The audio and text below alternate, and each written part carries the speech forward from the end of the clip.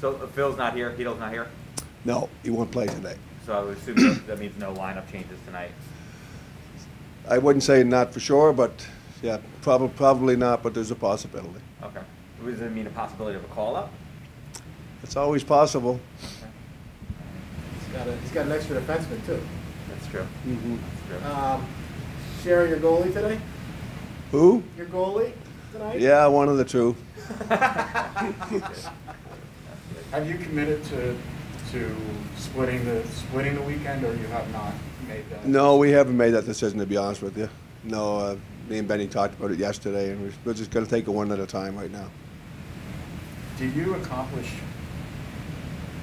think you accomplished what you wanted to accomplish with these 3 days of practice? I hope so. I mean, I hope we had 3 good days of hard work, and we did some good things, and just to go over our systems again, and you know, because you get playing games all the time, and you don't have any practice time, and you know, there's a lot of different things you go over. So sometimes you're forgetting different things. So I think it was a good 3 days.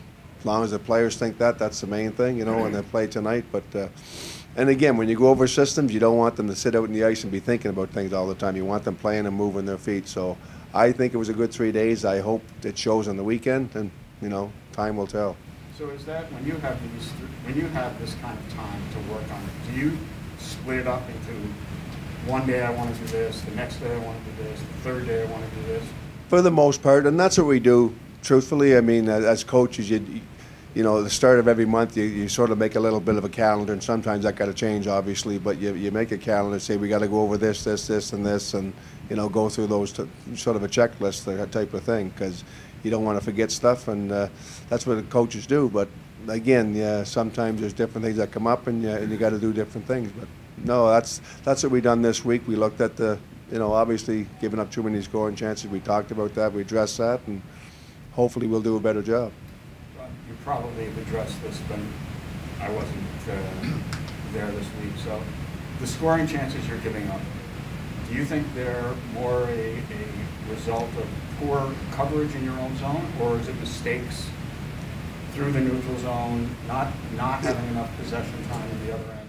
Honestly, Larry, I think it's a combination of both. I really do. I mean, you know, we're making some mistakes, and you know, you got to commit more to defensive hockey. And like I said, we're scoring enough goals to win some hockey games, but I just think some of those mistakes, some of those turnovers in the offensive blue line, some of those D-zone coverage. So I think it was a combination of a lot of things. And like I said, it's, you know, we're fortunate to be 7-3-3. We all know that, but we still are, and we got to move forward. You got to get better, and that's what the teams are all about. You know, you got to get better, and you got to get better every game, and that's what we're trying to do.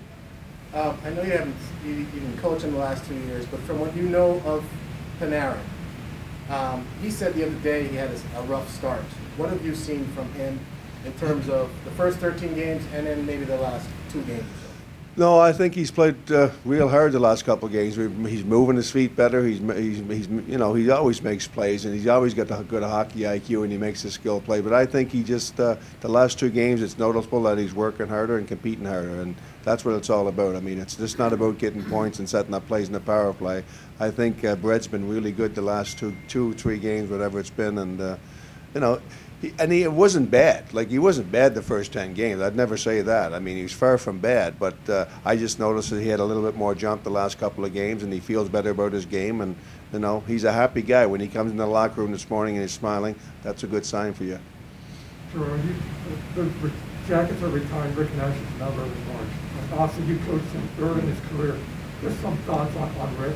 No, he's an outstanding young player and a good person. You know, I really like Nasher, and like I said, I was here when he won the Rocket Richard Trophy. He's the top scorer in the league one year. I think he was tied with another player. I can't remember. It was a Gendler. I'm not sure. But he comes to play every day. He was a great young kid. When I had him, it was more offense than defense. And then, you know, as he matured as a player, he got to be a great all-around player. And one of the classiest guys I've coached in my career. And just a good kid. And I really enjoyed coaching him. You talked about having him young in his career. Even then, he was the face of the franchise. So how did he handle that? Oh, he handled it great. I mean, we were an expansion team, and an expansion team back then, you know, they didn't have a whole lot of talent on their teams, and he came to the rink every night, and like you said, the fans loved him. He played hard. He found a way to score goals for us and keep us competitive. But you know, it was tough to have a winning team back then. But he was a positive influence on our young players.